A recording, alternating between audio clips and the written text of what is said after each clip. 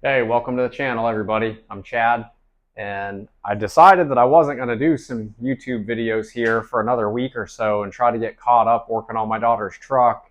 And it seems like every day I get some more questions about different things, and I get out here and get to working, and I say, it'd just be easier to make a video about this and try to fill everybody in on what's happening. So I'm going to bring you over here and show you the panel that we basically hammer formed in the very first video. I didn't talk about a lot of the preparation on how we got to putting this in the power hammer, just because I was even newer than I am now to the recording, and it's actually kind of quite difficult to get used to talking on this camera. It takes a little getting used to, and the footage that I recorded on it was quite embarrassing. So here's the panel that we stepped in the power hammer in video one, installed on the inner fender. And now you could see, obviously, you'd have the wheel tub area coming in here, and that's the wheel tub laying over there. There were some things that I didn't like about this. I immediately noticed that there were some tooling marks in here, and this radius down here in the bottom doesn't quite come out far enough to finish welding the inner fender into. Just some little nitpicky things, and I said, oh, okay, I could do better, so we're gonna do better. And another thing that we're gonna do better on is our plywood hammer form. Every video I had saw on making hammer forms showed using 3/4 inch sanded plywood, and I got a little bit ahead of myself. We were actually out and we stopped at Home Depot, and I saw that they had these 1/2 inch panels that were 2 feet by 4 feet already pre-cut. They were pretty inexpensive, so I grabbed a pair of them and jumped in the truck, came home, and that night made these hammer forms. And the one thing that I noticed when I was hammering out those panels is there's not enough material here. It's not physically strong enough for the application of hammer forming. And I knew better when I was doing it, but sometimes you just get so fixated on things, you try to do it quickly, and it just comes back to one of the key things about doing this. The better preparation, the better templates, it compounds down the line. So if you take your time up front, you're going to have a better result in the end. And that's my fault. So now we're stepping back and we're taking the time to make this out of 3/4 inch sanded plywood. And luckily, it's not that much work because I already have a good template with the cutouts to trace and everything. But I'm going to show you guys how to build this from scratch. And originally, I used template paper, and I took a template of the inside of the fender, and with using magnets and laying out paper, I was able to locate all the holes where the core support mounts, and these are the hoods for the factory hood spring mechanism. So I was able to lay that template paper out super tight and get it no wrinkles, so it would mimic a piece of sheet metal, and use a lot of magnets on the inside of the fender, and then just take a pencil and trace around where all the holes are. And then when I laid that paper down here, I used a piece of string and just measured it out 19.5 inches, and that got me this good radius, just because tracing the radius on the inside of the fender is kind of hard to do. So that's a little tech tip for you guys. You know, you can take a piece of string and you can put a screw down and then tie it around your pen, measure out. If you want a 40 inch, diameter wheel tub, you would just do a 20 inch piece of string, and that'll get you a nice consistent arc. So that's how I did that part. And then if you don't have transfer punches or you don't know what they are, hop on Amazon, grab yourself a set of these. When you lay out the template paper on here, if you've got a 5/16 hole, you can grab a 5/16 transfer punch out of here, and it's going to match the diameter of the hole that you traced. So when you set this in the center to center punch it, you're going to get exact holes every time. That's my method for doing that. And then even when I transfer this metal panel to the wooden buck, I use the transfer punches in the holes. That way, you know, a traditional center punch, you could be off an eighth or so. And yeah, in the grand scheme of things, it's not a big deal. But every one of these bolt holes goes in at a 5/16 diameter in my inner fender. I don't have to elongate any of these. So it just, you get a little bit better quality, and it makes things less frustrating in the long run when you're not trying to waller holes out with a carbide burr bit and stuff. So the number one thing you're going to want to do before anything else when you're building a wooden hammer form, you're going to have a top and a bottom. So you're going to need two pieces of 3/4 inch plywood, and they need to be identical. Whatever you're hammering on the top side, it needs to have the same area to push it through on the bottom. And if there's inconsistencies, it's not going to make your lines crisp. So they need to match. So the very first thing you do is you're going to want to drill pilot holes for everything you do too. I know this isn't a woodworking tutorial, but it's important for me to mention to you guys. If you just run wood screws through here, it's going to blister the wood, and it could form pockets in there, do something weird. Just take the few extra minutes, and not even minutes, seconds, and you're going to want to drill pilot holes everywhere.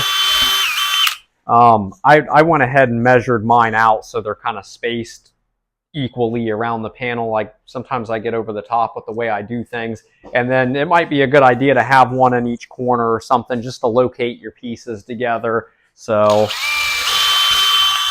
nothing crucial has to be exact with that. And then I got another one here, put one down here.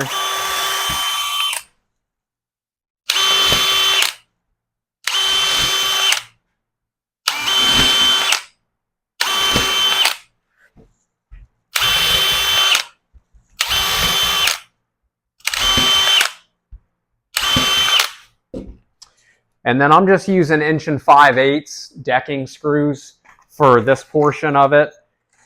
You can use 1/4 20, like an Allen head tapered screw, and put a nut and a washer on the back side. You just have a little bit bigger hole to weld up in your panel when you're done with this, and you'll understand what I'm talking about here in a little bit. But the important thing is, any fasteners that you put into this, they need to sit flush, because when you run this in the power hammer and you're running it over the table, you don't want anything hanging up. You can't have bolt heads down here. This needs to be a smooth surface. So everything that you put in here just needs to be flush.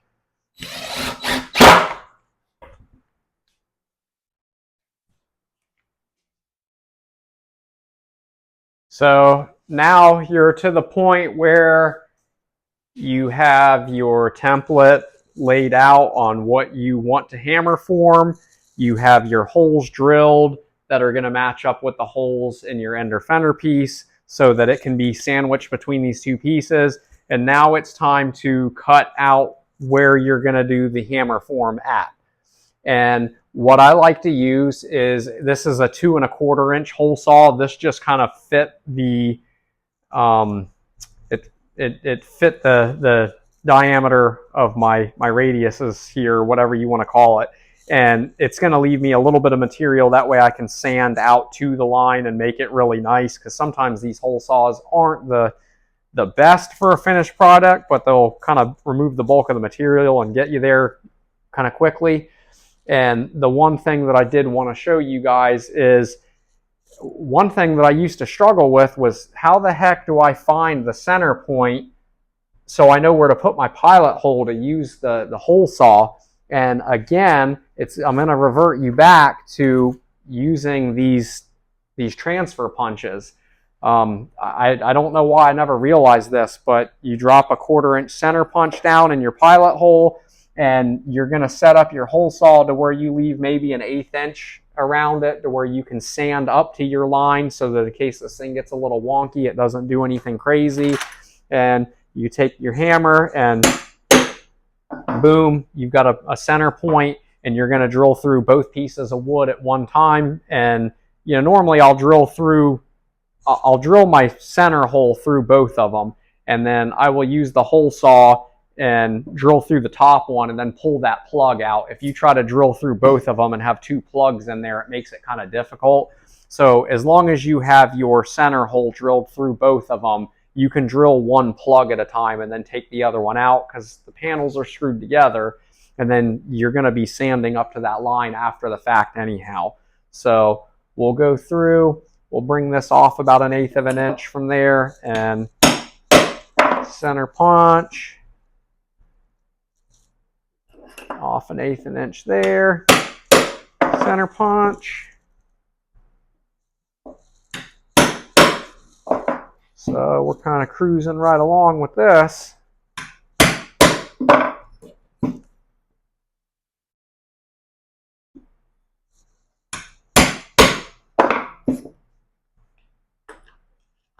And that's that.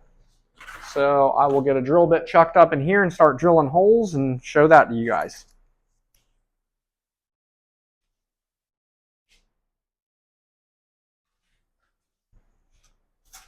So now I've got a 1/4 inch pilot bit in my hole saw. Got a 1/4 inch drill bit here, so I'll drill my pilot hole.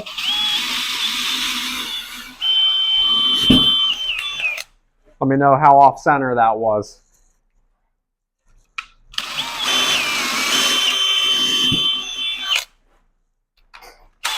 Do that.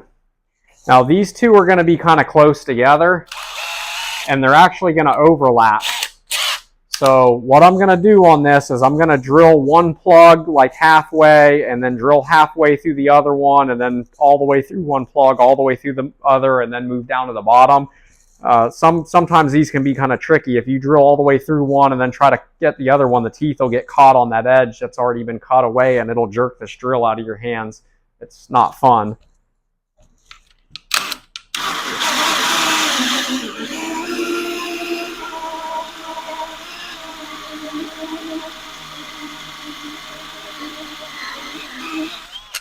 So I've drilled down into this one a bit, and I want to establish my line in this other one.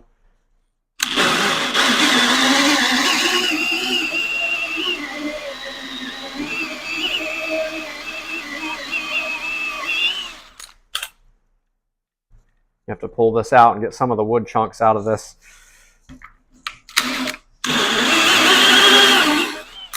I'm going to go back and forth here.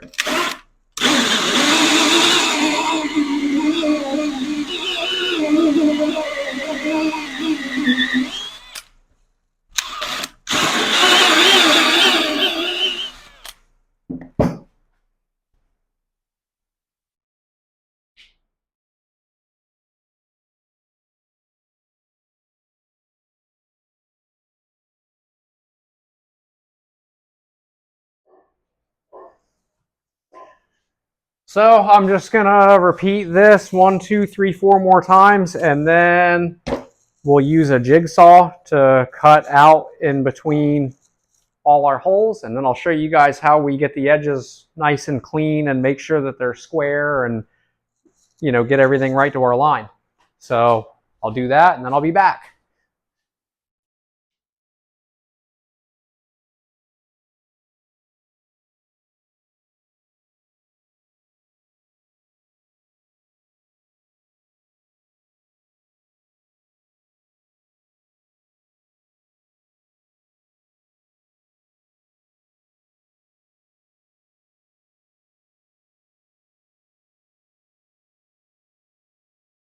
So once you get to this point, you've hole sawed and then basically just connected the dots. I cut out this arch. I didn't cut the arch out for any reason in particular other than this is a lot of weight that you're going to save. You're not going to be working this much material when you're in the power hammer. So again, it's not that it's necessary. This is larger than our steel panel is, but any weight that you can save is going to be better for you when you're working. So now you can kind of get the idea. These cutouts are the areas that are going to be stepped, and our material is going to be sandwiched in between these two pieces of 3/4 inch plywood. And this is just a guide.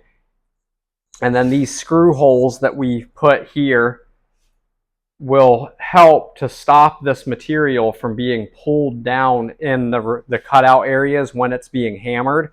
So what we'll end up doing is unbolting the two halves, putting the sheet metal in there, and using our bolt holes to align everything. And then we'll take an 1/8 inch pilot bit and drill those screw holes through the material, and we'll put those wood screws back through. Those will just help, again, support it. So the final step in this buck is, now that we've cut this out, we need to smooth and get all of our radiuses perfect up to our line and smooth out some of these areas where we were cutting with the reciprocating saw. So I'm going to show you the tool for that. So the last part of finishing out your wooden hammer form is, I like to use an oscillating sander. This particular one came from Harbor Freight. They're roughly $150, and I'm using a 2-inch drum sander on it. That works well because I used a 2 1/4 inch hole saw to create our radius edges in there. So I just like to go up there and make the transition from the hole saw into where we cut out with the jigsaw, just to smooth everything out. And if there's any jagged edges in there, smooth all that out, make sure we're right up to our cut line. And so I'm gonna go ahead and do that, and then I'll show you guys the finished product.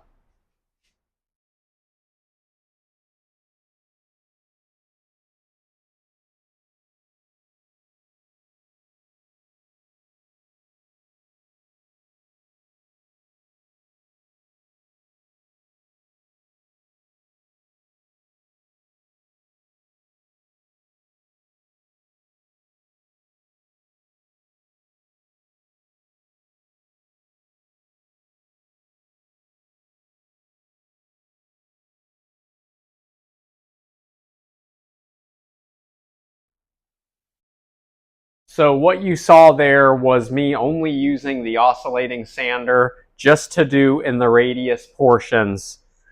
I do not like to run the straight portions on the oscillating sander.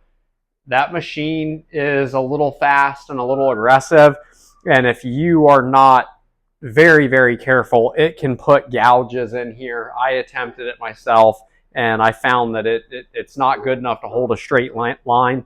So I like to use a Durablock with some 80 grit and go through and to block the flat areas where they transition into these radius areas.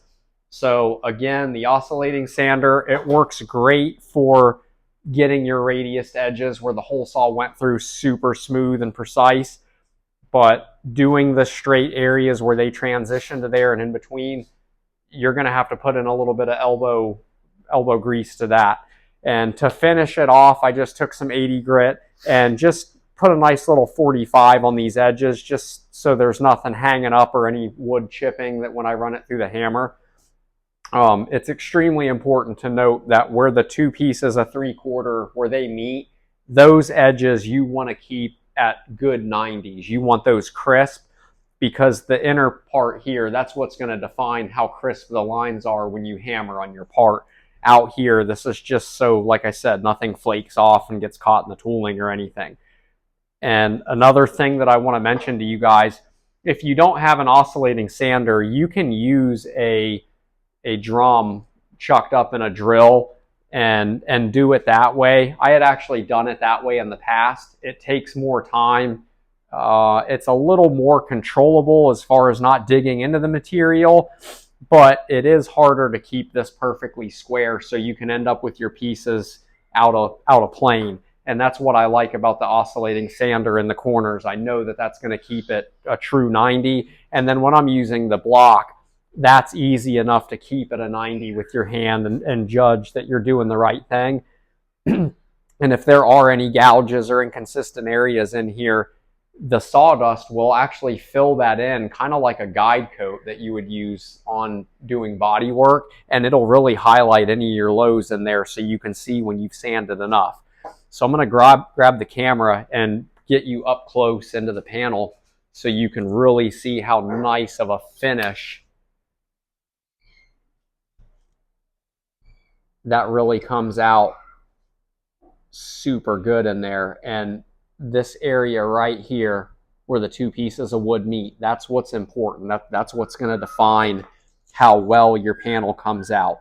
So you're looking for consistency.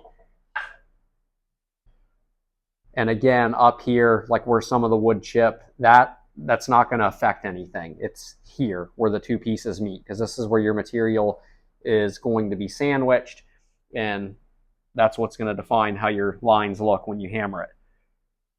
So I hope that answers any questions that anybody had about how to build a wooden hammer form. If there's anything else that I missed, or maybe something that you guys know that works better, feel free to drop down in the comments and share your experience, because I'm here to learn as well. A lot of the things that I learned, I've learned off YouTube, and just here to kind of spread the knowledge so everybody can continue building cool hot rods. All right, see you later.